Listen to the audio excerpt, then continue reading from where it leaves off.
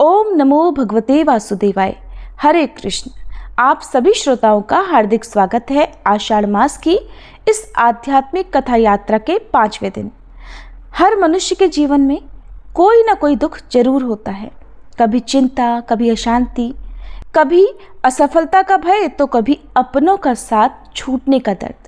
आज की कथा से पहले हम भगवान से एक विशेष प्रार्थना करते हैं उन सभी के लिए जिनके मन में लगातार चलती है चिंता, जिनका हृदय चैन से नहीं सो पाता। हे शांत स्वरूप प्रभु, जो हृदय हर समय डोलता है चिंता की लहरों में, उसे आप स्थिरता दीजिए। जो मन हर रात बेचैनी में भटकता है, उसे आप विश्राम दीजिए। जो सोचे उन्हें तोड़ रही हैं, कमज़ोर बना रही हैं, उन्हें आप भक्ति से जोड़ दीजिए। हे प्रभु, जिस दिन मन शांत हो जाए उसी दिन जीवन भी सुंदर लगने लगता है, तो हमें वह शांति दीजिए जो केवल आपके चरणों में ही मिलती है। आइए श्रोताओं, आज के इसी भाव के साथ कथा का आरंभ करते हैं। एक ऐसी कथा जो हो सकता है आपके भीतर की हलचल को भी शांति में बदल दे। पुलत्स्य जी कहते हैं, राजन, अब मैं तुम्हारे लिए सप्तऋषियों के आश्रम का वर्णन करूंगा। अत्रि, वशिष्ठ, मैं, पुलह, क्रतु, अंगिरा, गौतम, सुमति, सुमुख, विश्वामित्र, स्थूलशिरा, संवर्त, रैभ्य, बृहस्पति, च्यवन, कश्यप, भृगु, अष्टक तथा कृष्ण द्वैपायन आदि ये सभी ऋषि महर्षि अपने पुत्रों और शिष्यों के साथ पुष्कर में आकर सप्त ऋषियों के आश्रम में रह चुके हैं और सब ने इंद्रिय संयम और शौच, संतोष आदि नियमों के पालन पूर्वक पूरी चेष्टा के साथ कठिन तपस्या की है, जिसके फलस्वरूप उनमें इंद्रिय जय, धैर्य, सत्य, क्षमा, सरलता, दया और दान आदि सद्गुणों की प्रतिष्ठा हुई है। पूर्व समय की बात है, समाधि के द्वारा सनातन ब्रह्मलोक पर विजय प्राप्त करने की इच्छा रखने वाले सप्त ऋषिगण तीर्थ स्थानों का दर्शन करते हुए इस पृथ्वी पर विचर रहे थे। इसी बीच में एक बार बड़ा भारी सूखा पड़ा, जिसके कारण भूख से पीड़ित होकर संपूर्ण जगत के लोग बड़े कष्ट में पड़ गए। उसी समय उन ऋषियों को भी कष्ट उठाते देखकर तत्कालीन राजा ने, जो प्रजा की देखभाल के लिए भ्रमण कर रहे थे, दुखी होकर कहा, मुनिवरों, ब्राह्मणों के लिए प्रतिग्रह उत्तम वृत्ति है, अतः आप लोग मुझसे दान ग्रहण कीजिए। अच्छे अच्छे गांव, धान और जौ आदि अन्न, घी, दूध आदि रस, तरह तरह के रत्न, सुवर्ण और दूध देने वाली गौवें ले ले। ऋषियों ने सुना तो कहने लगे, राजन, प्रतिग्रह बड़ी भयंकर वृत्ति है। वो स्वाद में मधु के समान मधुर, किंतु परिणाम में विष के समान घातक है। इस बात को स्वयं जानते हुए भी तुम क्यों हमें लोभ में डाल रहे हो? 10 कसाईयों के समान एक चक्री यानी कि कुम्हार या तेली, 10 चक्रियों के समान एक शराब बेचने वाला, 10 शराब बेचने वालों के समान एक वेश्या और 10 वेश्याओं के समान एक राजा होता है, जो प्रतिदिन 10,000 हत्याग्रहों का संचालन करता है। वह शौंडिक है, राजा भी उसी के समान माना गया है। इसलिए राजा का प्रतिग्रह अत्यंत भयंकर है। जो ब्राह्मण लोभ से मोहित होकर राजा का प्रतिग्रह स्वीकार करता है, वह तामिश्र आदि घोर नरकों में पकाया जाता है। इसलिए महाराज, तुम अपने दान के साथ ही यहाँ से पधारो, तुम्हारा कल्याण हो, ये दान दूसरों को दे देना। ऐसा कहकर वे सप्तऋषि वन में चले गए। इसके बाद राजा की आज्ञा से उसके मंत्रियों ने गूलर के फलों में सोना भरकर उन्हें धरती पर बिखेर दिया। सप्तऋषि अन्न के दाने बीनते हुए वहां पहुंचे तो उन फलों को भी उन्होंने हाथों में उठाया। उन्हें भारी जानकर अत्रि मुनि कहने लगे, ये फल ग्रहण करने योग्य नहीं है। हमारी ज्ञान शक्ति पर मोह का पर्दा नहीं पड़ा है। हम मंदबुद्धि नहीं हो गए हैं, हम समझदार हैं, ज्ञानी हैं। इसलिए इस बात को अच्छी तरह समझते हैं कि ये गूलर के फल सोने से भरे हैं। धन इसी लोक में आनंददायक होता है, मृत्यु के बाद तो वो बड़े ही कटु परिणाम को उत्पन्न करता है। इसलिए जो सुख और अनंत पद की इच्छा रखता हो, उसे तो इसे कदापि नहीं लेना चाहिए। वशिष्ठ जी कहने लगे, इस लोक में धन संचय की अपेक्षा तपस्या का संचय ही श्रेष्ठ है। जो सब प्रकार के लौकिक संग्रहों का परित्याग कर देता है, उसके सारे उपद्रव शांत हो जाते हैं। संग्रह करने वाला कोई भी मनुष्य ऐसा नहीं है जो सुखी रह सके। ब्राह्मण जैसे जैसे प्रतिग्रह का त्याग करता है, वैसे ही संतोष के कारण उसके ब्रह्म तेज की वृद्धि होती है। कश्यप जी बोले, धन संपत्ति मोह में डालने वाली होती है, मोह नरक में गिराता है। इसलिए कल्याण चाहने वाले पुरुष को अनर्थ के साधन अर्थ का अर्थात धन का दूर से ही परित्याग कर देना चाहिए। जिसको धर्म के लिए धन संग्रह की इच्छा होती है, उसके लिए उस इच्छा का त्याग ही श्रेष्ठ है, क्योंकि कीचड़ को लगाकर धोने की अपेक्षा उसका स्पर्श न करना ही उत्तम है। भरद्वाज जी ने कहा, जब मनुष्य का शरीर जीर्ण होता है, बुढ़ापा आ जाता है, तब उसके दांत और बाल भी पक जाते हैं, किंतु धन और जीवन की आशा बूढ़े होने पर भी जीर्ण नहीं होती, वो सदा नई ही बनी रहती है। जैसे दर्जी सुई से वस्त्र में सूत का प्रवेश करा देता है, ठीक उसी प्रकार तृष्णा रूपी सुई से संसार रूपी सूत्र का विस्तार होता है। तृष्णा का तो कहीं कोई और छोर ही नहीं है, उसका पेट भरना कठिन होता है। वो सैकड़ों दोषों को ढोए फिरती है और उसके द्वारा बहुत से अधर्म होते हैं, इसलिए तृष्णा का परित्याग ही उचित है।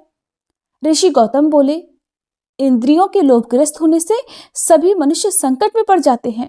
जिसके मन में संतोष है, उसके लिए चारों ओर धन संपत्ति भरी हुई है।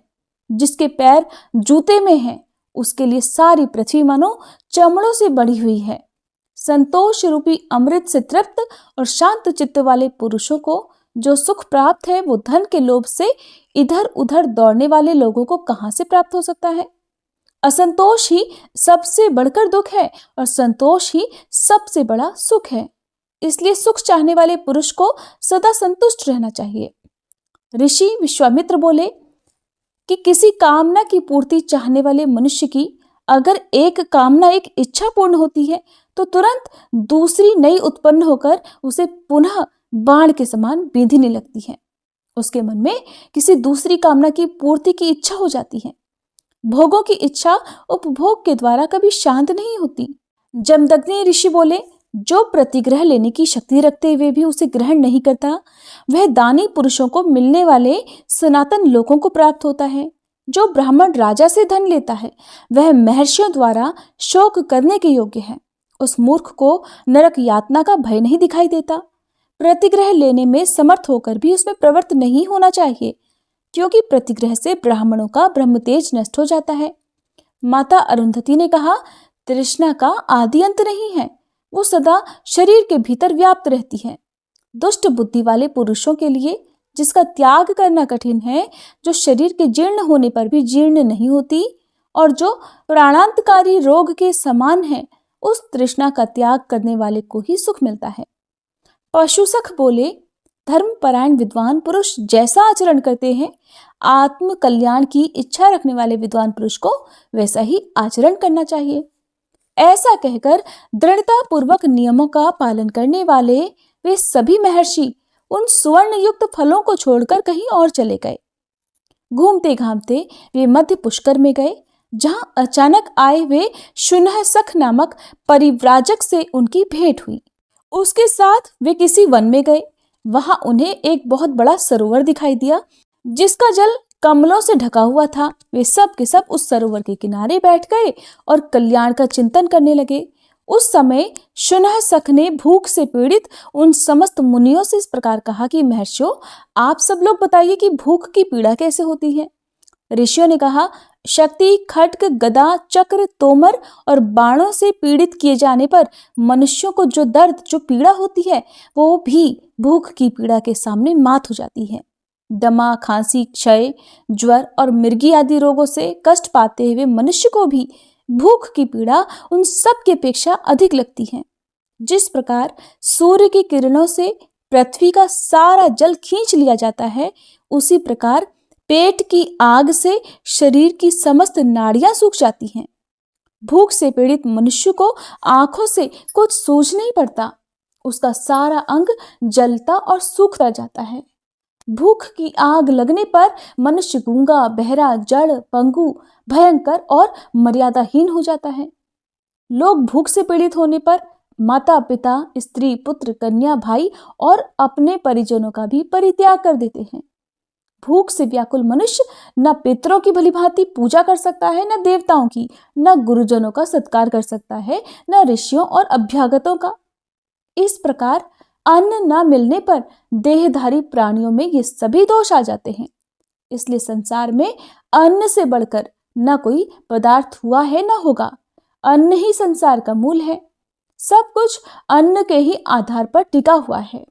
पितर, देवता, दैत्य, यक्ष, राक्षस, किन्नर, मनुष्य और पिशाच सभी अन्नमय माने गए हैं। इसलिए अन्नदान करने वाले को अक्षय तृप्ति और सनातन स्थिति प्राप्त होती है। तप, सत्य, जप, होम, ध्यान, योग, उत्तम गति, स्वर्ग और सुख की प्राप्ति, ये सब कुछ अन्न से ही सुलभ होते हैं। चंदन, अगर, धूप और शीतकाल में ईंधन का दान अन्नदान के 16वें हिस्से के बराबर भी नहीं हो सकता। अन्न ही प्राण, बल और तेज है। अन्न ही पराक्रम है। अन्न से ही तेज की उत्पत्ति और वृद्धि होती है।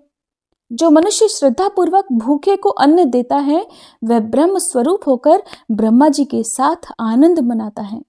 जो एकाग्र चित्त होकर अमावस्या को श्राद्ध में अन्नदान का महात्म्य मात्र सुनाता है, उसके पितर आजीवन संतुष्ट रहते हैं। इंद्रिय संयम और मनोनिग्रह से युक्त ब्राह्मण सुखी और धर्म के भागी होते हैं। पुलत्स्य जी कहते हैं, इस प्रकार ऋषियों ने शुनशख के सामने धर्म के सार तत्व का प्रतिपादन करके उसके साथ वहां से किसी दूसरे वन में प्रवेश किया। वहां भी उन्हें एक बहुत बड़ा विस्तृत जलाशय दिखाई दिया जो पद्म और उत्पलों से घिरा हुआ था। उस सरोवर में उतरकर उन्होंने मृणाल उखाड़े और उन्हें ढेर के ढेर किनारे पर रखकर जल से संपन्न होने वाली पुण्य क्रिया, संध्या तर्पण आदि करने लगे। इसके बाद जब वे जल से बाहर निकले तो उन मृणालों को वहां पर ना देखकर आपस में इस प्रकार कहने लगे। ऋषि बोले, हम सब लोग भूख से कष्ट पा रहे हैं।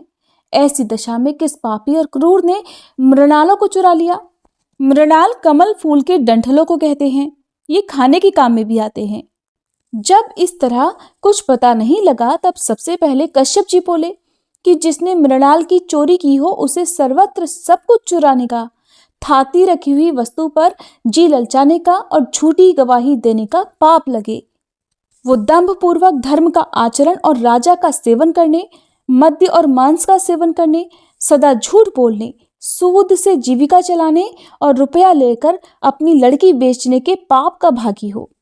वशिष्ठ जी ने कहा, जिसने उन मृणालों को चुराया हो उसे ऋतुकाल के बिना ही मैथुन करने, दिन में सोने, एक दूसरे के यहाँ जाकर अतिथि बनने, जिस गांव में एक ही कुआं हो वहां निवास करने, ब्राह्मण होकर शूद्र जाति की स्त्री से संबंध रखने का पाप लगे। और ऐसे लोगों को जिन लोकों में जाना पड़ता है वो भी वहीं जाए। भरद्वाज जी शाप देते हुए बोले कि जिसने मृणाल चुराए हो वो सबके प्रति क्रूर, धन के अभिमानी, सबसे ईर्ष्या रखने वाले, चुगलखोर और रस बेचने वाले की गति प्राप्त करे। गौतम मुनि ने कहा, जिसने मृणालों की चोरी की हो वो सदा शूद्र का अन्न खाने वाले, परस्त्रीगामी और घर में दूसरों को न देकर अकेले मिष्ठान्न भोजन करने वाले के समान पाप का भागी हो। विश्वामित्र मुनि बोले, जो मृणाल चुरा ले गया हो वो सदा काम परायण, दिन में मैथुन करने वाले, नित्य पातकी, पराई निंदा करने वाले और परस्त्रीगामी की गति प्राप्त करे। जमदग्नि मुनि ने कहा, जिसने मृणालों की चोरी की हो वो दुर्बुद्धि मनुष्य अपने माता पिता का अपमान करने के, अपनी कन्या के दिए हुए धन से अपनी जीविका चलाने के, सदा दूसरे की रसोई में भोजन करने के, पर स्त्री से संपर्क रखने के और गौओं की बिक्री करने के पाप का भागी हो।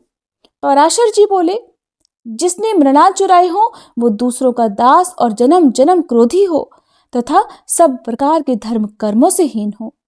शुनशख ने कहा, जिसने मृणालों की चोरी की हो वह न्याय पूर्वक वेदाध्ययन करे, अतिथियों में प्रीति रखने वाला गृहस्थ हो, सदा सत्य बोले, विधिवत अग्निहोत्र करे, प्रतिदिन यज्ञ करे और अंत में ब्रह्मलोक को जाए। शुनशख ने सभी ऋषियों के विपरीत कहा। उसकी इस बात को सुनकर ऋषि कहने लगे, शुनशख, तुमने जो शपथ की है वो तो द्विजाति मात्र को अभीष्ट ही है, अतः तुम्ही ने हम सबके मृणालों की चोरी की है। शुनशख कहने लगे, ब्राह्मणों, मैंने ही आप लोगों के मुंह से धर्म सुनने की इच्छा से ये मृणाल छिपा दिए थे, मुझे आप इंद्र समझें। मुनिवरों, आपने लोभ के परित्याग से अक्षय लोकों पर विजय प्राप्त की है, अतः इस विमान पर बैठिए, अब हम लोग स्वर्गलोक को चले। तब महर्षियों ने इंद्र को पहचानकर उनसे इस प्रकार कहा। ऋषि बोले, देवराज, जो मनुष्य यहाँ आकर मध्यम पुष्कर में स्नान करे और 3 रात तक यहाँ उपवास पूर्वक निवास करे, उसे अक्षय फल की प्राप्ति होती है।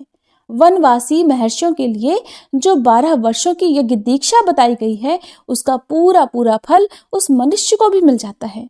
उसकी कभी दुर्गति नहीं होती। वो सदा अपने कुल वालों के साथ आनंद का अनुभव करता है और ब्रह्मलोक में जाकर ब्रह्मा जी के 1 दिन तक अर्थात कल्प भर वहां निवास करता है। भीष्म जी ने कहा, हे ब्राह्मण, अब मैं तीर्थों का अद्भुत महात्म्य सुनना चाहता हूँ, जिसे सुनकर मनुष्य संसार बंधन से मुक्त हो जाता है। आप विस्तार पूर्वक उसका वर्णन कीजिए। पुलत्स्य जी बोले, राजन, ऐसे अनेकों पावन तीर्थ हैं जिनका नाम लेने से भी बड़े बड़े पातकों का नाश हो जाता है। तीर्थों का दर्शन करना, उनमें स्नान करना, वहां जाकर बार बार डुबकी लगाना और समस्त तीर्थों का स्मरण करना, ये मनोवांछित फल को देने वाले हैं। भीष्म, पर्वत, नदियां, क्षेत्र, आश्रम और मानस आदि सरोवर सभी तीर्थ कहे गए हैं, जिनमें तीर्थ यात्रा के उद्देश्य से जाने वाले पुरुष को पग पग पर अश्वमेध आदि यज्ञों का फल होता है, इसमें बिल्कुल भी संदेह नहीं है। भीष्म जी ने पूछा, हे द्विश्रेष्ठ, मैं आपसे भगवान श्री विष्णु का चरित्र सुनना चाहता हूँ। सर्वसमर्थ और सर्वव्यापक श्री विष्णु ने यज्ञ पर्वत पर जाकर वहां अपने चरण रखकर किस दानव का दमन किया था? महामुने, ये सारी बातें मुझे बताइए। भीष्म जी के पूछने पर पुलत्स्य जी बोले, वत्स, तुमने बड़ी उत्तम बात पूछी है, अब एकाग्रचित्त होकर सुनो। प्राचीन सत्यों की बात है, बलिष्ठ दानवों ने समूचे स्वर्ग पर अधिकार जमा लिया था। इंद्र सहित संपूर्ण देवताओं को जीतकर उनसे त्रिभुवन का राज्य छीन लिया था। उनमें बाष्कली नामक दानव सबसे बलवान था। उसने समस्त दानवों को यज्ञ का भोक्ता बना दिया। इससे इंद्र को बड़ा दुख हुआ। वे अपने जीवन से निराश हो चले। उन्होंने सोचा कि ब्रह्मा जी के वरदान से दानवराज बाष्कली मेरे और संपूर्ण देवताओं के लिए युद्ध में अवध्य हो गया है, इसलिए मैं ब्रह्मलोक में चलकर भगवान ब्रह्मा जी की ही शरण लूंगा। उनके सिवा और कोई मुझे सहारा देने वाला नहीं है। ऐसा विचार कर देवराज इंद्र संपूर्ण देवताओं को साथ लेकर तुरंत उस स्थान पर गए जहां भगवान ब्रह्मा जी विराजमान थे। इंद्र बोले, देव, क्या आप हमारी दशा नहीं जानते? अब हमारा जीवन कैसे रहेगा? प्रभु, आपके वरदान से दैत्यों ने हमारा सब कुछ छीन लिया। मैं दुरात्मा बाष्कली की सारी करतूतें पहले ही आपको बता चुका हूँ। पितामह, आप ही हमारे पिता हैं। हमारी रक्षा के लिए शीघ्र ही कोई उपाय कीजिए। संसार से वेद पाठ और यज्ञ यज्ञादि उठ गए। उत्सव और मंगल की बातें जाती रही। सबने अध्ययन करना छोड़ दिया है। दंड नीति भी उठा दी गई है। इन सब कारणों से संसार के प्राणी किसी तरह सांस मात्र ले रहे हैं। ये संसार पीड़ाग्रस्त तो था ही, अब और भी कष्टतर दशा को पहुंच गया है। इतने समय में हम लोगों को बड़ी ग्लानि उठानी पड़ी है। ब्रह्मा जी ने कहा, देवराज, मैं जानता हूँ बाष्कली बड़ा नीच है और वरदान पाकर घमंड से भर गया है।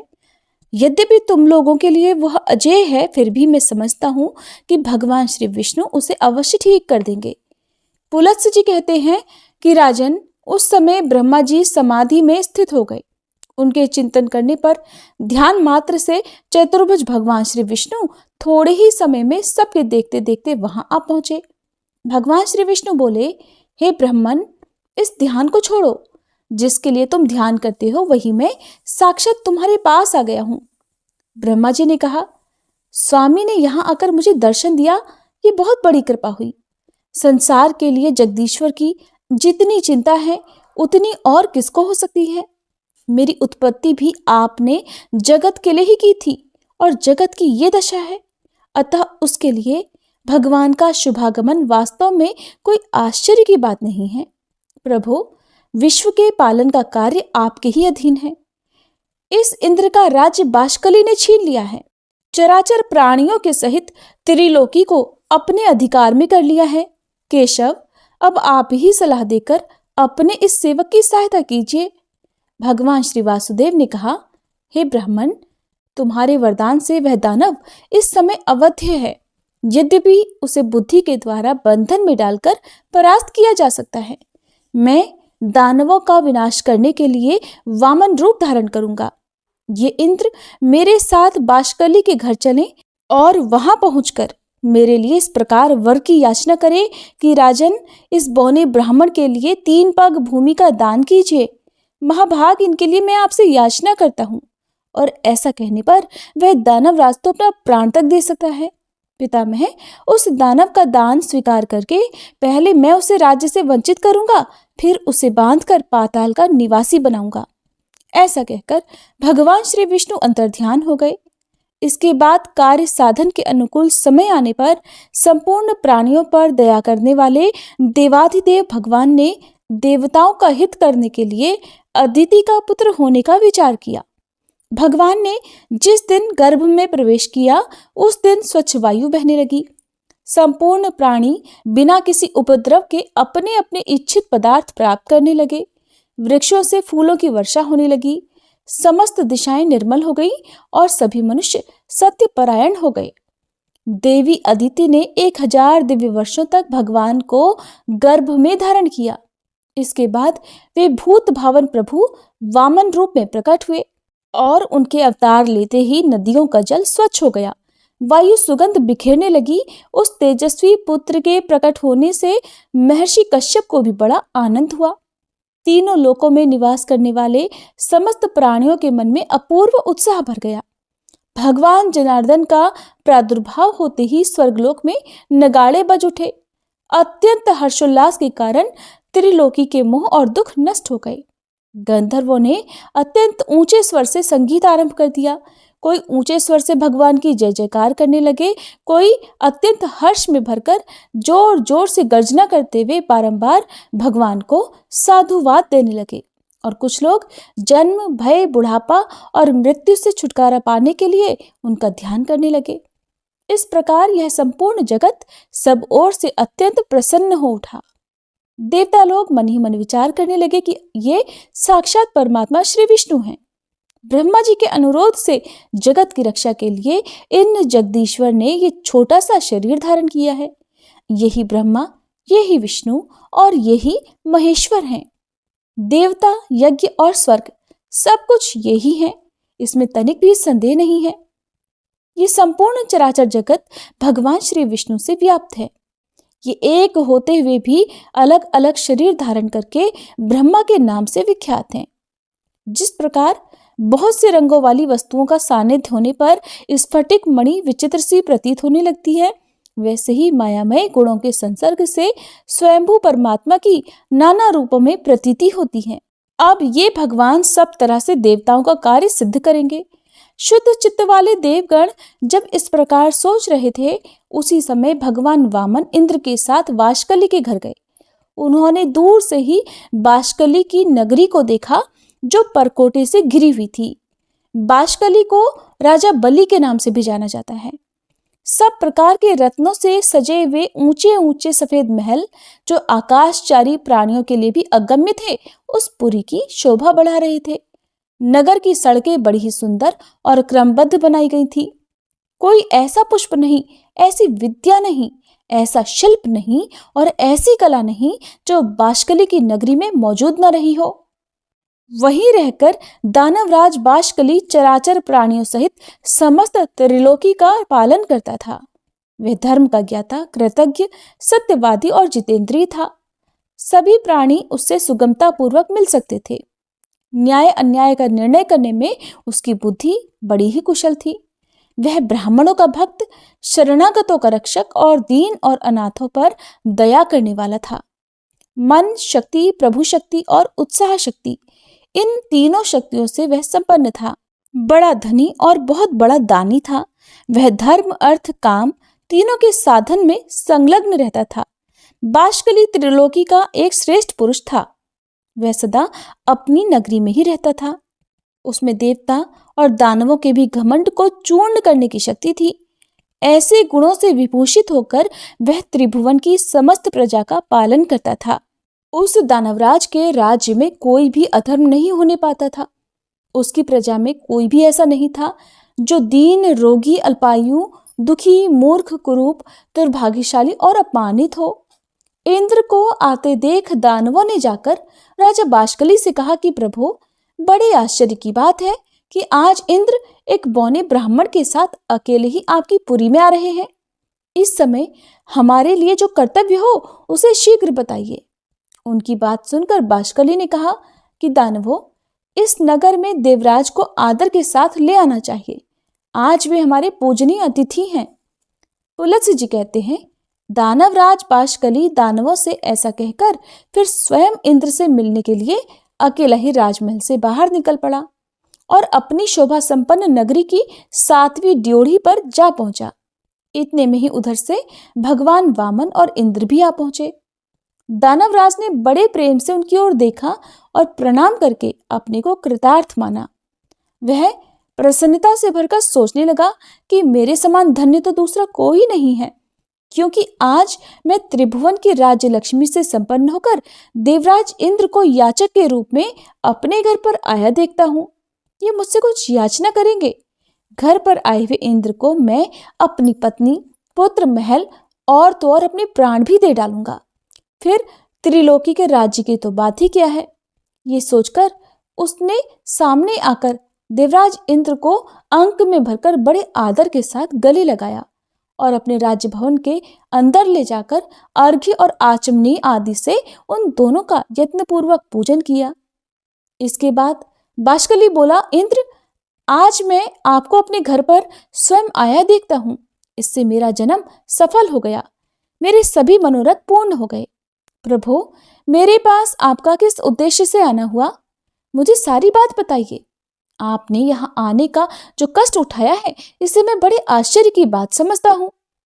देवराज इंद्र कहने लगे, बाष्कले, मैं जानता हूँ दानव वंश के श्रेष्ठ पुरुषों में तुम सबसे प्रधान हो।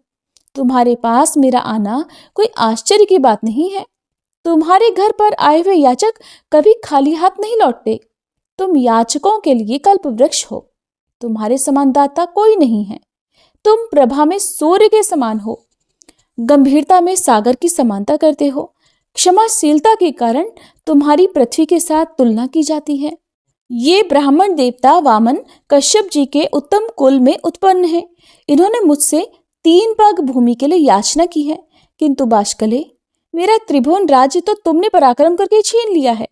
अब तो मैं निराधार और निर्धन हूँ। इन्हें देने के लिए मेरे पास कोई भूमि नहीं है, इसलिए मैं तुमसे याचना करता हूँ। याचक मैं नहीं, ये हैं। दानवेंद्र, अगर तुम्हें अभीष्ट हो तो इन वामन जी को 3 पग भूमि दे दो। बाष्कली ने कहा, देवेंद्र, आप भले पधारे, आपका कल्याण हो। जरा अपनी ओर देखिए तो सही, आप ही तो सबके परम आश्रय हैं। पितामह ब्रह्मा जी त्रिभुवन की रक्षा का भार आपके ऊपर डालकर सुख से बैठे हैं और ध्यान धारणा से युक्त हो परम पद का चिंतन करते हैं। भगवान श्री विष्णु भी अनेकों संग्रामों से थककर जगत की चिंता छोड़ आपके ही भरोसे क्षीर सागर का आश्रय ले सुख की नींद सो रहे हैं। उमानाथ भगवान शंकर भी आपको ही सारा भार सौंपकर कैलाश पर्वत पर विहार करते हैं। मुझसे अलग बहुत से दानवों को, जो बलवानों से भी बलवान थे, आपने अकेले ही मार गिराया। 12 आदित्य, 11 रुद्र, दोनों अश्विनी कुमार, 8 वसु और सनातन देवता धर्म, ये सब लोग आपके ही बाहुबल का आश्रय लेकर स्वर्गलोक में यज्ञ का भाग ग्रहण करते हैं। आपने उत्तम दक्षिणाओं से संपन्न 100 यज्ञों द्वारा भगवान का यजन किया है। वृत्र और नमुची आपके ही हाथों मारे गए हैं। आपने ही पाक नामक दैत्य का दमन किया है। सर्वसमर्थ भगवान विष्णु ने आपकी ही आज्ञा से दैत्यराज हिरण्यकश्यपु को अपनी जांघ पर बिठाकर मार डाला था। आप ऐरावत के मस्तक पर बैठकर वज्र हाथ में लिए जब संग्राम भूमि में आते हैं, उस समय आपको देखते ही सब दानव भाग जाते हैं। पूर्व समय में आपने बड़े बड़े बलिष्ठ दानवों पर विजय पाई है। देवराज, आप तो ऐसे प्रभावशाली हैं, भला आपके सामने मेरी क्या गिनती हो सकती है। आपने तो मेरा उद्धार करने की इच्छा से ही यहाँ पदार्पण किया है। निस्संदेह मैं आपकी आज्ञा का पालन करूंगा। मैं निश्चय पूर्वक कहता हूँ, आपके लिए मैं अपने प्राण भी दे दूंगा। देवेश्वर, आपने मुझसे इतनी सी भूमि की बात क्यों कही? ये स्त्री, पुत्र, गौवें और जो कुछ भी धन मेरे पास है वो सब और त्रिलोकी का सारा राज्य इन ब्राह्मण देवता को दे दीजिए। आप ऐसा करके मुझ पर और मेरे पूर्वजों पर कृपा करेंगे, इसमें बिल्कुल भी संशय नहीं है। क्योंकि भावी प्रजा कहेगी कि पूर्व काल में राजा बाष्कली ने अपने घर पर आए हुए इंद्र को त्रिलोकी का राज्य दे दिया था। आप ही क्यों, यदि कोई दूसरा याचक भी मेरे पास आए तो वो सदा ही मुझे अत्यंत प्रिय होगा। आप तो उन सब में मेरे लिए विशेष आदरणीय है, अतः आपको कुछ भी देने में मुझे कोई विचार नहीं करना है। परंतु देवराज, मुझे इस बात से बड़ी लज्जा हो रही है कि इन ब्राह्मण देवता के विशेष प्रार्थना करने पर आप मुझसे केवल 3 पग ही भूमि मांग रहे हैं। मैं तो इन्हें अच्छे अच्छे गांव दे दूंगा और आपको स्वर्ग का राज्य भी अर्पण कर दूंगा। वामन जी को स्त्री और भूमि दोनों दान करूंगा। आप मुझ पर कृपा करके ये सब स्वीकार करें। पुलस्त्य जी कहते हैं, राजन, दानवराज बाष्कली के ऐसा कहने पर उसके पुरोहित शुक्राचार्य ने उससे कहा, महाराज, तुम्हें उचित अनुचित का बिल्कुल ज्ञान नहीं है। किसको कब क्या देना चाहिए इस बात से तुम अनुभव की हो। इसलिए मंत्रियों के साथ भलीभांति विचार करके, सलाह करके युक्तायुक्त का निर्णय करने के बाद तुम्हें कोई कार्य करना चाहिए। तुमने इंद्र सहित देवताओं को जीतकर त्रिलोकी का राज्य प्राप्त किया है। अपने वचन को पूरा करते ही तुम बंधन में पड़ जाओगे। राजन, ये जो वामन है इन्हें साक्षात सनातन विष्णु ही समझो।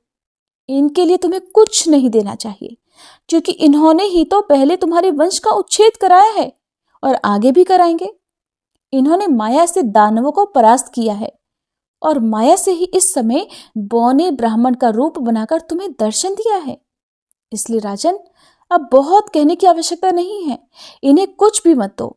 3 पग तो बहुत है, मक्खी के पैर के बराबर भी भूमि देना स्वीकार मत करो। अगर तुम मेरी बात नहीं मानोगे तो शीघ्र ही तुम्हारा नाश हो जाएगा, और ये मैं तुमसे बिल्कुल सच्ची बात कह रहा हूं। बाष्कली ने कहा, गुरुदेव, मैंने तो धर्म की इच्छा से इन्हें सब कुछ देने की प्रतिज्ञा कर ली है। प्रतिज्ञा का पालन अवश्य करना चाहिए। ये सत्पुरुषों का सनातन धर्म है। यदि ये भगवान विष्णु हैं और मुझसे दान लेकर देवताओं को समृद्धशाली बनाना चाहते हैं, तब तो मेरे समान धन्य दूसरा कोई नहीं होगा। ध्यान परायण योगी निरंतर ध्यान करते रहने पर भी जिनका दर्शन जल्दी नहीं पाते, उन्होंने ही यदि मुझे दर्शन दिया है, तब तो इन देवेश्वर ने मुझे और भी धन्य बना दिया। जो लोग हाथ में कुश और जल लेकर दान देते हैं, वे भी मेरे दान से सनातन परमात्मा भगवान विष्णु प्रसन्न हो, इस वचन के कहने पर मोक्ष के भागी होते हैं। इस कार्य को निश्चित रूप से करने के लिए मेरा जो दृढ़ संकल्प हुआ है, उसमें आपका उपदेश ही कारण है। बचपन में आपने एक बार उपदेश दिया था गुरुवर, जिसे मैंने अच्छी तरह अपने हृदय में धारण कर लिया था। वो उपदेश इस प्रकार था कि शत्रु भी यदि घर पर आ जाए तो उसके लिए भी कोई वस्तु अदेय नहीं है। उसे कुछ भी देने से कभी इनकार नहीं करना चाहिए। गुरुदेव, यही सोचकर मैंने इंद्र के लिए स्वर्ग का राज्य और वामन जी के लिए अपने प्राण तक दे डालने का निश्चय कर लिया है। जिस दान के देने से कुछ भी कष्ट नहीं होता, ऐसा दान तो संसार में सभी लोग देते हैं। ये सुनकर गुरुजी ने लज्जा से अपना मुंह नीचा कर लिया। तब बाष्कली ने इंद्र से कहा, देव, आपके मांगने पर मैं सारी पृथ्वी दे सकता हूं। यदि इन्हें 3 ही पग भूमि देनी पड़े तो ये तो मेरे लिए लज्जा की बात होगी। इंद्र ने कहा, दानवराज, तुम्हारा कहना सत्य है, किंतु इन ब्राह्मण देवता ने मुझसे 3 ही पग भूमि की याचना की है। इनको बस इतनी ही भूमि की आवश्यकता है, और मैंने भी इन्हीं के लिए तुमसे याचना की है, इसलिए इन्हें यही वर प्रदान करो। बाष्कली ने कहा, देवराज, आप वामन को मेरी ओर से 3 पग भूमि दे दीजिए और आप भी चिरकाल वहां सुख से निवास कीजिए।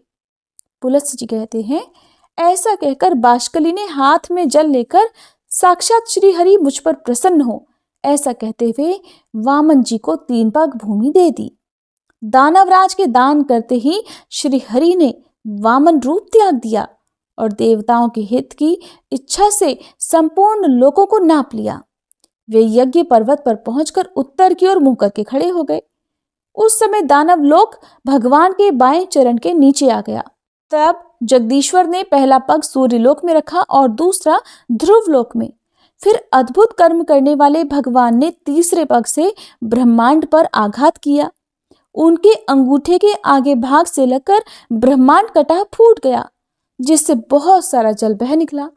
उसे ही भगवान श्री विष्णु के चरणों से प्रकट होने वाली वैष्णवी नदी गंगा कहते हैं। गंगा जी अनेक कारणवश भगवान श्री विष्णु के चरणों से प्रकट हुई हैं। उनके द्वारा चराचर प्राणियों सहित समस्त त्रिलोकी व्याप्त है। इसके बाद भगवान श्री वामन ने बाष्कली से कहा, राजन, मेरे 3 पग पूर्ण करो।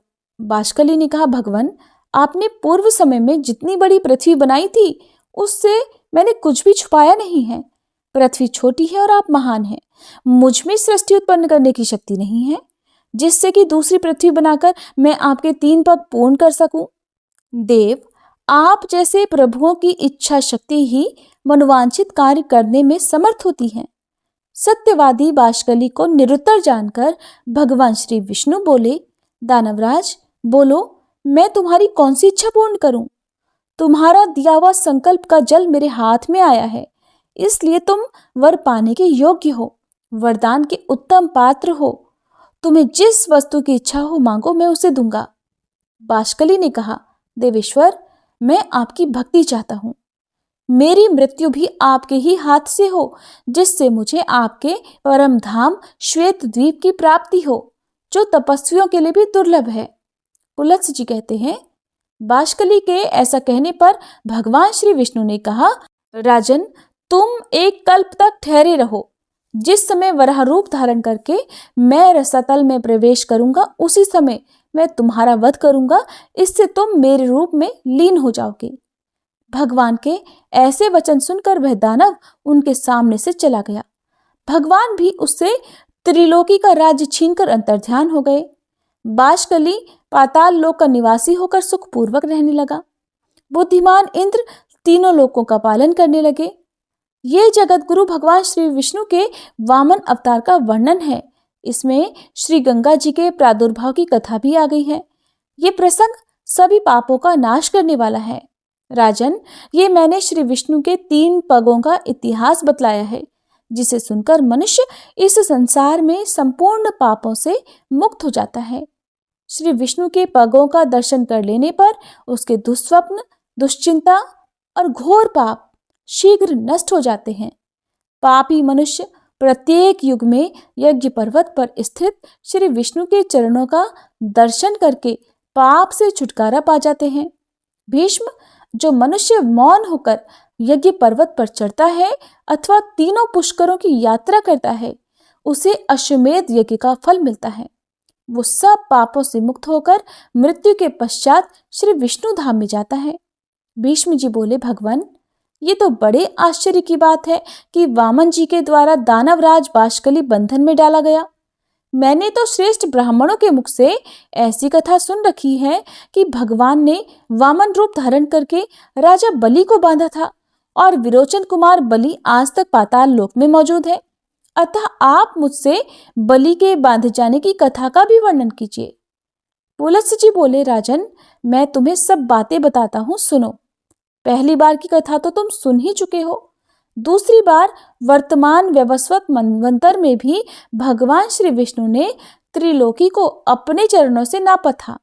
उस समय उन देवाधिदेव ने अकेले ही यज्ञ में जाकर राजा बलि को बांधा और भूमि को नापा था। उस अवसर पर भगवान का पुनः वामन अवतार हुआ था और फिर उन्होंने फिर से त्रिविक्रम रूप धारण किया था। वे पहले वामन होकर फिर अवामन अर्थात विराट हो गए थे। भीष्म जी ने पूछा, हे ब्राह्मण, किस कर्म के परिणाम से मनुष्य प्रेत योनि में जाता है और किस कर्म के द्वारा वो उससे छुटकारा पाता है, ये मुझे बताने की कृपा कीजिए। तब पुलत्स्य जी बोले, राजन, मैं ये सब बातें तुम्हें विस्तार से बताता हूँ, सुनो। जिस कर्म से जीव प्रेत होता है और जिस कर्म के द्वारा देवताओं के लिए भी दुस्तर घोर नरक में पड़ा हुआ प्राणी भी उससे मुक्त हो जाता है, उसका वर्णन करता हूँ। प्रेत योनि में पड़े हुए मनुष्य सत्पुरुषों के साथ वार्तालाप और पुण्य तीर्थों का बारंबार कीर्तन करने से उससे छुटकारा पा जाते हैं। भीष्म, सुना जाता है कि प्राचीन काल में कठिन नियमों का पालन करने वाले एक ब्राह्मण थे जो पृथु नाम से सर्वत्र विख्यात थे। वे सदा संतुष्ट रहा करते थे। उन्हें योग का ज्ञान था। वे प्रतिदिन स्वाध्याय, होम और जप यज्ञ में संलग्न रहकर अपना समय बिताया करते। उन्हें परमात्मा के तत्व का बोध था। वे परमात्मा का भय मानते थे और सत्य भाषण में अर्थात सत्य बोलने में रत रहते थे। सबसे मीठे वचन बोलते और अतिथियों के सत्कार में मन लगाते थे। सुख दुख आदि संपूर्ण द्वंद्वों का परित्याग करने के लिए सदा योगाभ्यास में तत्पर रहा करते थे। अपने कर्तव्य के पालन और स्वाध्याय में लगे रहना उनका रोज का नियम था। इस प्रकार संसार को जीतने की इच्छा से वे सदा शुभ कर्म का अनुष्ठान किया करते थे। ब्राह्मण देवता को वन में रहते रहते अनेकों वर्ष बीत गए। एक बार उनका ऐसा विचार हुआ कि मैं तीर्थ यात्रा करूं, तीर्थों के पावन जल से अपने शरीर को पवित्र बनाऊं। ऐसा सोचकर उन्होंने सूर्योदय के समय शुद्ध चित्त से पुष्कर तीर्थ में स्नान किया और गायत्री का जप और नमस्कार करके यात्रा के लिए चल पड़े। चलते चलते एक जंगल के बीच कंटकाकीर्ण भूमि में, जहां न वृक्ष था न जल था, उन्होंने अपने सामने 5 पुरुषों को खड़े देखा जो बड़े ही भयंकर थे। उनका विकट आकार और पापपूर्ण दृष्टि वाले वे अत्यंत घोर प्रेतों को देखकर उनके हृदय में कुछ भय उमड़ आया। फिर भी वे निश्चल भाव से खड़े रहे। यद्यपि उनके मन में भय था, फिर भी उन्होंने धैर्य धारण करके बड़े ही मधुर शब्दों में उन प्रेतों से पूछा कि विकराल मुख वाले प्राणियों, तुम लोग कौन हो? किसके द्वारा कौन सा ऐसा कर्म बन गया है जिससे तुम्हें इस विकृत रूप की प्राप्ति हुई? प्रेतों ने कहा, हम भूख और प्यास से पीड़ित होकर सदा महान दुख से घिरे रहते हैं। हमारा ज्ञान और विवेक नष्ट हो गया है। हम सभी अचेत हो रहे हैं। हमें इतना भी ज्ञान नहीं कि कौन दिशा किस ओर है। दिशाओं के बीच की अवान्तर दिशाओं को भी नहीं जानते। आकाश, पृथ्वी और स्वर्ग का भी हमें ज्ञान नहीं है। ये तो दुख की बात हुई। सुख बस इतना ही है कि सूर्योदय देखकर हमें प्रभात सा लग रहा है। हम में से एक का नाम परीक्षित है, दूसरे का नाम सूचीमुख है, तीसरे का नाम शीघ्रक, चौथे का रोधक और 5वें का लेखक है। ब्राह्मण ने पूछा, तुम्हारे नाम कैसे पड़ गए? क्या कारण है जिससे तुम लोगों को ये नाम मिले हैं? प्रेतों में से एक प्रेत ने कहा कि मैं सदा स्वादिष्ट भोजन किया करता था। ब्राह्मणों को पर्युषित अर्थात बासी भोजन दिया करता था। इसी कारण मेरा नाम पर्युषित पड़ गया है। मेरे इस साथी ने अन्न आदि के अभिलाषी बहुत से ब्राह्मणों की हिंसा की है, इसलिए इसका नाम सूचीमुख पड़ा है। ये तीसरा प्रेत भूखे ब्राह्मण के याचना करने पर भी उसे कुछ देने के भय से बड़ी जल्दी वहां से चला गया था, इसलिए इसका नाम शीघ्रक हो गया। ये चौथा प्रेत ब्राह्मणों को देने के भय से उद्विग्न होकर सदा अपने घर पर ही स्वादिष्ट भोजन किया करता था, इसलिए ये रोधक कहलाता है। और हम 5 लोगों में से सबसे बड़ा पापी जो ये 5वां प्रेत है, ये याचना करने पर चुपचाप खड़ा रहता था। यह धरती को रेतने लगता था, इसलिए इसका नाम लेखक पड़ गया। लेखक बड़ी कठिनाई से चलता है। रोधक को सिर नीचा करके चलना पड़ता है।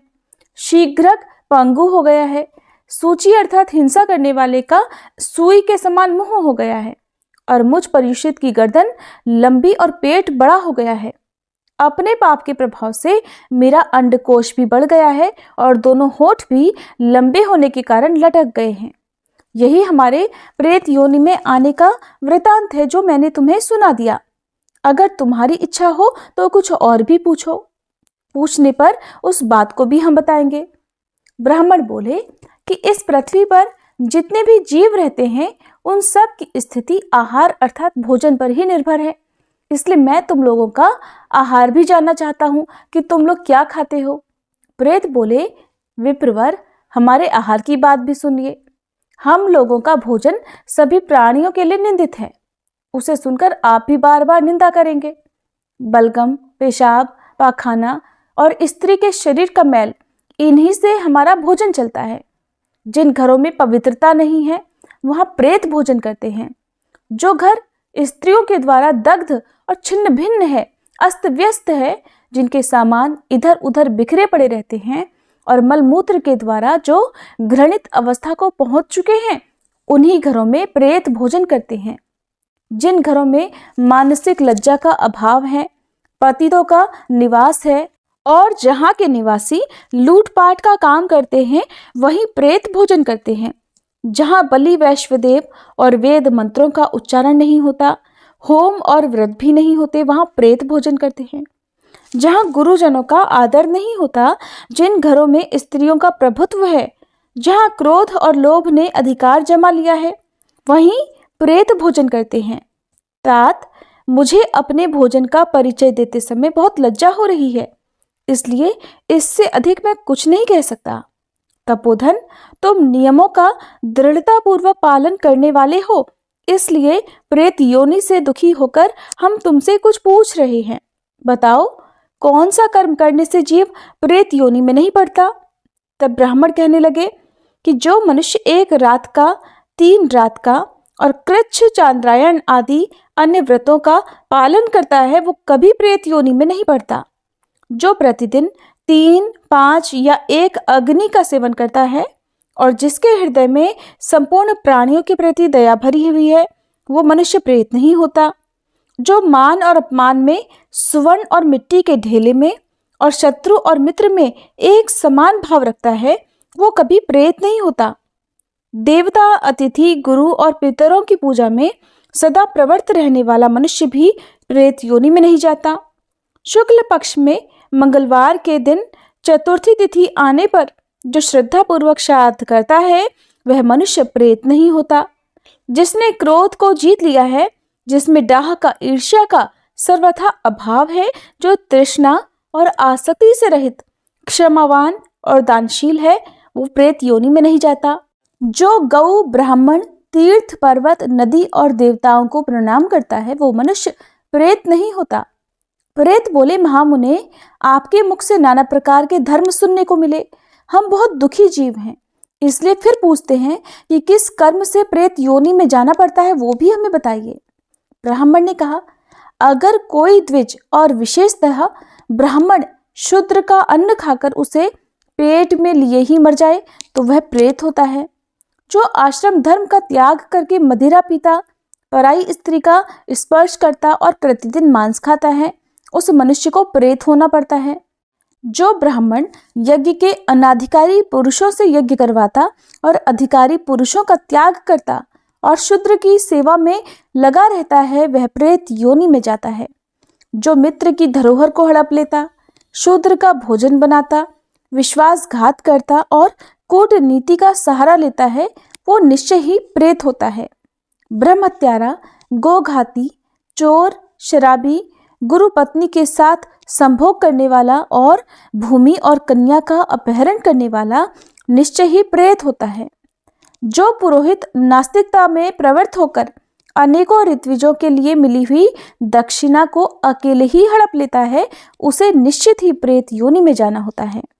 विप्रवर प्रथु जब इस प्रकार उपदेश कर रहे थे, ठीक उसी समय आकाश में सहसा नगाड़े बजने लगे। हजारों देवताओं के हाथ से छोड़े हुए फूलों की वर्षा होने लगी। प्रेतों के लिए देखते ही देखते चारों ओर से दिव्य विमान आ गए। आकाशवाणी हुई कि इन ब्राह्मण देवता के साथ वार्तालाप और पुण्य कथा का कीर्तन करने से तुम सब प्रेतों को दिव्य गति प्राप्त हुई है। इस प्रकार सत्संग के प्रभाव से उन प्रेतों का उद्धार हो गया। गंगानंदन, यदि तुम्हें कल्याण साधन की आवश्यकता है, तो तुम आलस्य छोड़कर पूरा प्रयास करके सत्पुरुषों के साथ वार्तालाप, सत्संग करो। ये 5 प्रेतों की कथा संपूर्ण धर्मों का तिलक है। जो मनुष्य इसका 1 लाख पाठ करता है, उसके वंश में कभी कोई प्रेत नहीं होता। जो अत्यंत श्रद्धा और भक्ति के साथ इस प्रसंग का बारंबार श्रवण करता है, वो भी प्रेत योनि में नहीं पड़ता। भीष्म जी ने पूछा, हे ब्राह्मण, पुष्कर की स्थिति अंतरिक्ष में क्यों बताई जाती है? धर्मशील मुनि इस लोक में उसे कैसे प्राप्त करते हैं और किस किसने इसे प्राप्त किया है? तब पुलस्त्य जी कहने लगे कि राजन, एक समय की बात है, दक्षिण भारत के निवासी 1 करोड़ ऋषि पुष्कर तीर्थ में स्नान करने के लिए आए, किंतु पुष्कर आकाश में स्थित हो गया। ये जानकर वे समस्त मुनि प्राणायाम में तत्पर होकर परब्रह्म का ध्यान करते हुए 12 वर्षों तक वहीं खड़े रह गए। तब ब्रह्मा जी, इंद्र आदि संपूर्ण देवता तथा ऋषि महर्षि आकाश में अलक्षित होकर उन्हें पुष्कर प्राप्ति के लिए अत्यंत दुष्कर नियम बताते हुए बोले कि द्विजगण, तुम लोग मंत्र द्वारा पुष्कर का आह्वान करो। आपो ही स्थामयो इत्यादि 3 ऋचाओं का जप करने से ये तीर्थ तुम्हारे समीप आ जाएगा और अघमर्षण मंत्र का जप करने से पूर्ण फलदायक होगा। उन ब्रह्म ऋषियों की बात समाप्त होने पर उन सब मुनियों ने वैसा ही किया और ऐसा करने से वे परम पावन बन गए। उन्हें पुष्कर प्राप्ति का पूरा पूरा फल मिल गया। राजन, जो कार्तिक की पूर्णिमा को पुष्कर में स्नान करता है वह परम पवित्र हो जाता है।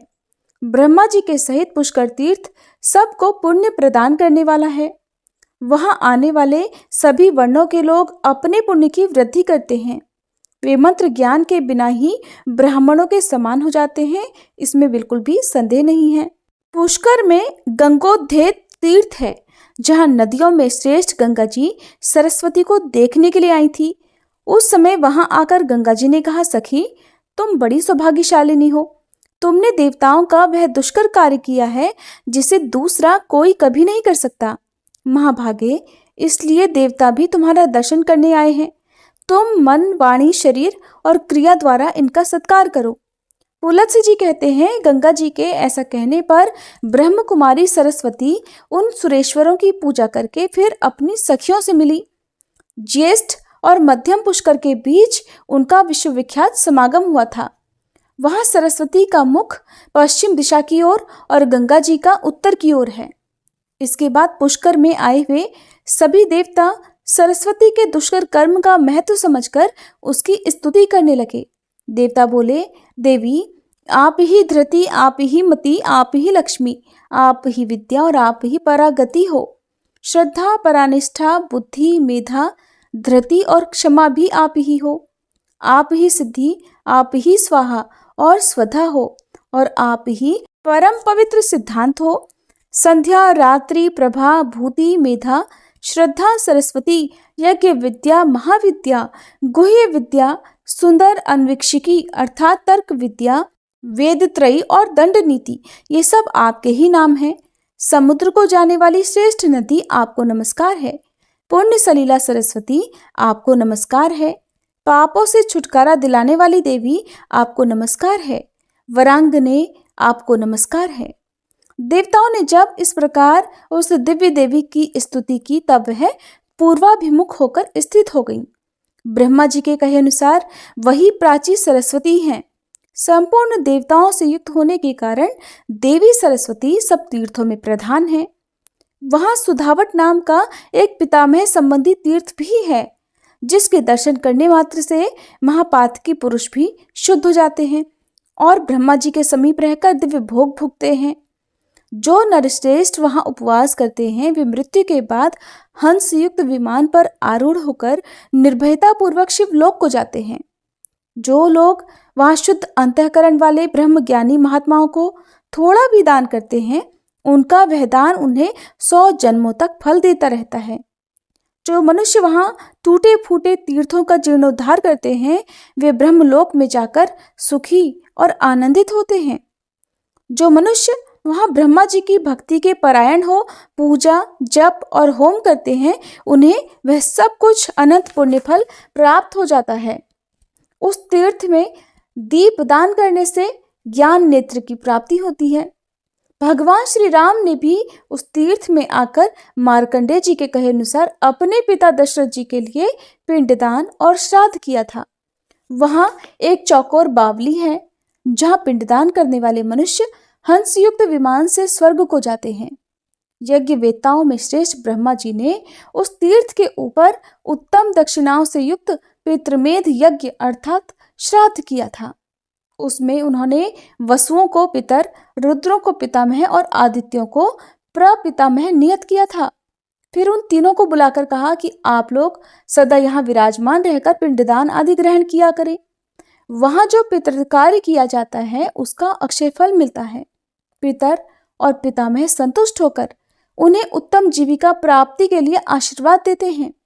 वहां तर्पण करने से पितरों की तृप्ति होती है और पिंडदान करने से उन्हें स्वर्ग मिलता है।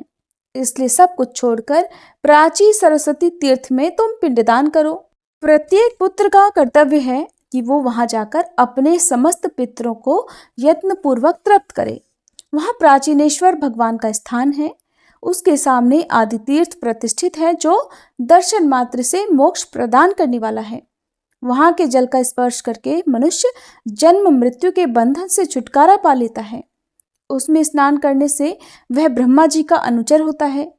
जो मनुष्य आदि तीर्थ में स्नान करके एकाग्रता पूर्वक थोड़े से अन्न का भी दान करता है वो स्वर्ग लोक को प्राप्त होता है। जो विद्वान वह स्नान करके ब्रह्मा जी के भक्तों को सुवर्ण और खिचड़ी दान करता है वो स्वर्ग लोक में सुखी और आनंदित होता है। वहाँ प्राची सरस्वती विद्यमान है। वहाँ मनुष्य दूसरे साधन की खोज क्यों करते हैं?